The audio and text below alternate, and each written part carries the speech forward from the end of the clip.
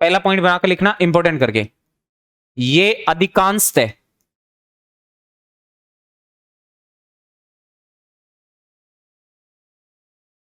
Glacier से निकलती हैं।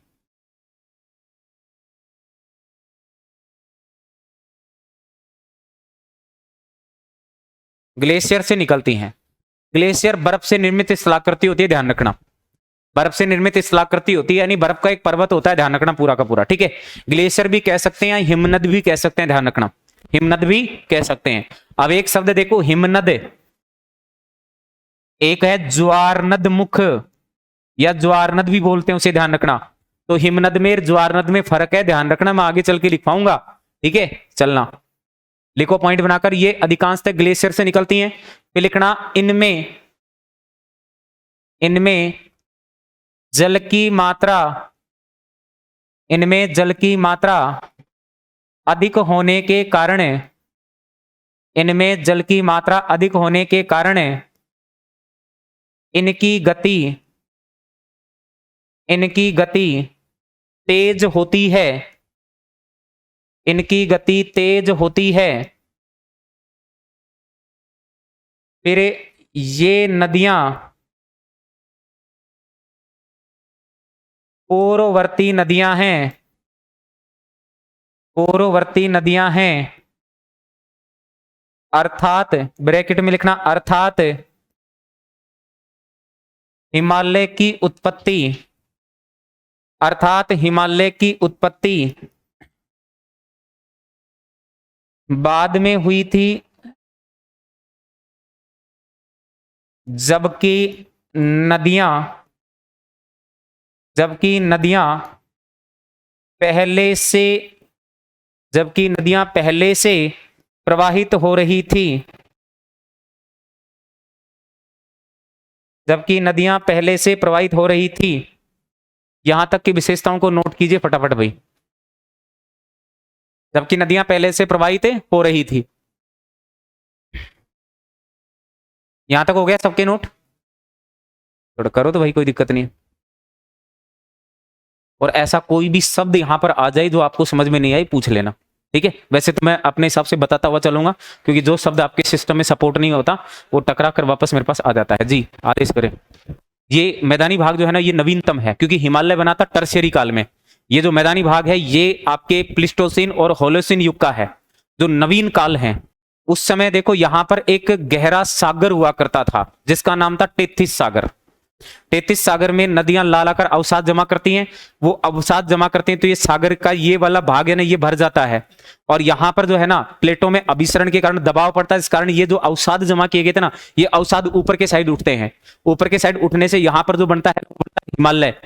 फिर हिमालय से नदियां कंटिन्यूसली निकलना शुरू हो जाती हैं, और वो नदियां जिस समय अभिसरण हुआ था उस समय वहां पर 2000 मीटर की गहराई तक के भी अवसाद बने हुए थे। नदियां कंटिन्यूसली हिमालय से निकल के आती हैं और उन अवसादों को भरती हैं। उन अवसादों को भरने से जो मैदान बना था उसे ही हमने उत्तर का विशाल मैदान कहा था, ठीक है। और आज भी उत्तर के विशाल मैदान का फॉर्मेशन जारी है, क्योंकि यहां पर प्रतिवर्ष नदियां नई मृदा लेकर आती हैं, नई मृदा लेकर आती हैं। तो ये फॉर्मेशन के हिसाब से भी बाद का है और टाइम पीरियड के हिसाब से बाद का है, क्योंकि होलोसिन युग तक तो बहुत नया युग है एक तरीके से। आज से 10,000 वर्ष पहले की बात है, कोई ज्यादा पुरानी बात नहीं है, ठीक है, ठीक है। अब अपने तो यहाँ गार्ज बोल लेते हैं। अगर यही नॉर्थ अमेरिका के अंदर आप देखोगे तो जब आप कोलोराडो का पठार पढ़ोगे तो कोलोराडो के पठार से एक नदी निकलती है जिसका नाम है कोलोराडो नदी। ये कोलोराडो नदी जो है इसके दक्षिण के अंदर ग्रांड कैनियन बनाती है। ग्रांड कैनियन महाखड्ड है, एक बहुत गहरा खड्डा है, तो ये ग्रांड कैनियन वहां पर बोलते हैं, यहां पर इनको गार्ज बोलते हैं, ध्यान रखना, फर्क सिर्फ इतना ही है। ये भी गहरे गड्ढे हैं। अब जो विश्व का सबसे गहरा नदी गार्ज है ना, वो यहीं पर बनेगा, सिंधु नदी के द्वारा बनाया जाएगा, सिंधु नदी के द्वारा बनाया जाएगा। तो पॉइंट बनाकर लिखिए, इनके द्वारा गहरे गार्जों का निर्माण किया जाता है। फिर पॉइंट बनाकर इसी में लिख सकते हैं, इनके द्वारा विशाल उपजाऊ मैदान, विशाल उपजाऊ मैदान निर्मित किए जाते हैं, निर्मित किए जाते हैं, निर्मित किए जाते हैं। यानी विशाल उपजाऊ मैदान बनाती हैं, विशाल उपजाऊ मैदान बनाती हैं। फिर इसी में एक चीज और लिख सकते हैं, और एक चीज क्या लिख सकते हैं क्योंकि वो जो नदियां है ना वो डेल्टा जमाना जानती ही नहीं है, कुछ एक ही जानती हैं, बाकी अधिकांश डेल्टा जमाना नहीं जानती। क्यों नहीं जानती? क्योंकि ढाल के विपरीत चलती हैं। उन तो अपर्दन करना सीख रखा है, निक्षेपण करना सीख ही नहीं रखा। तो यहां से ये कह सकते हैं ये अधिकांश डेल्टाई नदियां हैं। तो लिखिएगा ये अधिकांश डेल्टाई नदियां हैं, डेल्टाई नदियां हैं। अब देखो डेल्टा शब्द समझ में नहीं आए तो मैं आपको बता देता हूं, नदी जब किसी भी सागर या महासागर में गिरने से पहले अपने द्वारा जो अवसाद बहाकर लाए जाते हैं उनको जमा करना, वही नदी का होता है डेल्टाई भाग। वही नदी का क्या होता है? डेल्टाई भाग। यानी डेल्टा का मतलब होता है कि जब भी कोई नदी अपने साथ अवसाद बहाकर लाई है उनको सागर में गिरने से पहले तटवर्ती क्षेत्रों में क्या करती है? जमा करती है। तटवर्ती क्षेत्रों में क्या है? जमा करती है। उस जमा भाग को या उस निर्मित प्रदेश को कहा जाता है डेल्टाई प्रदेश। क्या कहा जाता है? डेल्टाई प्रदेश। ये खादर के जस्ट नेक्स्ट प्रदेश होता है, ध्यान रखना। और हमने तो इसको खादर के साथ ही इंक्लूड करके पढ़ लिया था, क्योंकि बेसिकली जो है भौगोलिक आधार पर उत्तर के विशाल मैदान को 4 ही भागों में विभाजित किया जा सकता है। भाबर था, तराई था, बंगर था और खादर था। मैंने आपको समझा दिया था अलग अलग प्रदेश। ठीक है, चलना आ जाइए वापस धरातल पे। ये अधिकांशतः डेल्टाई नदियां हैं। फिर लाइन बदल के लिखना, लाइन बदल के लिखना, इसी में लिखना इनकी जल विद्युत उत्पादन क्षमता, विद्युत उत्पादन क्षमता अपेक्षाकृत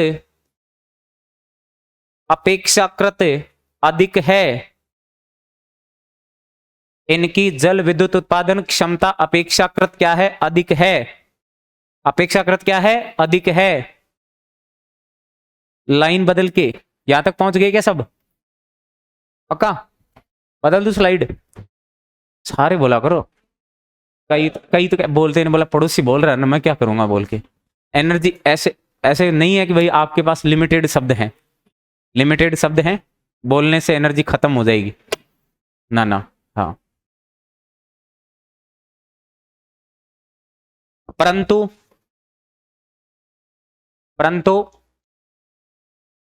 पूर्ण शक्ति का दोहन नहीं हो रहा है, परंतु पूर्ण शक्ति का दोहन नहीं हो रहा है। यानी इनकी क्षमता तो ज्यादा है लेकिन क्षमताओं का पूर्ण रूप से दोहन नहीं हो रहा है। ठीक है, ये हिमालय की नदियों की क्या थी? विशेषताएं थी। अगर आपकी तरफ से कोई विशेषता हो तो इसमें ऐड कर सकते हैं। बात क्लियर है? हाँ, कोई कुछ बोल रहा है? अरे ऐसे मैं नहीं निकालूंगा गोली वोली कुछ भी, आप बोलते ही नहीं हो कभी। कभी तो अपने विचार रखा करो यार। फिर मुझे कई बार ऐसा लगता है कि अपनी क्लास तानाशाह मोड पे चल रही है। भाई देखो एक चीज देखो, बुरा मत मानना, मैंने आपको फुल लाइसेंस दे रखा है बोलने के लिए। आप अपने विचार मेरे समकक्ष रख सकते हो, ऐसी कोई दिक्कत नहीं है। भाई आपके भी ऐसा कोई नया विचार आ रहा हो, देखो कई बार क्या होता है कि हमारे बाई मिस्टेक कुछ चीजें माइंड में नहीं होती हैं, लेकिन आप कई बार उन चीजों से थोड़ा सा अवगत होते हैं तो हमें भी अवगत करा दिया करो, ऐसी कोई दिक्कत नहीं है। ठीक है, और मैंने आपको डे फर्स्ट भी कहा था कि मैं एक अध्यापक नहीं हूं, मैं तो आपकी तरह स्टूडेंट हूं, सीख रहे हैं और सिखा रहे हैं। अगर मैं वहां ऐसे सोच के खड़ा हूं कि मैं तो मास्टर हूं, इतना ईगो आ जाएगा कि आप कुछ समझ ही नहीं पाओगे। ठीक है, तो वो चीजें तो कभी दिमाग में आनी ही नहीं चाहिए। अपन बिल्कुल एक मित्र की तरह व्यवहार करते हुए चल रहे हैं आराम से, तो अपने विचार मेरे समकक्ष रख सकते हो सकता है मैं आपके विचारों से सहमत ना हूं, है बता दूंगा भाई आपका विचार मेरे सिस्टम में सपोर्ट नहीं कर रहा है। अगर आपका विचार योग्य होगा तो उस पर अमल किया जाएगा, ऐसी बात नहीं है। ठीक है, तो आप कल से अपने विचार रख सकते हो शुक्रवार से। ठीक है,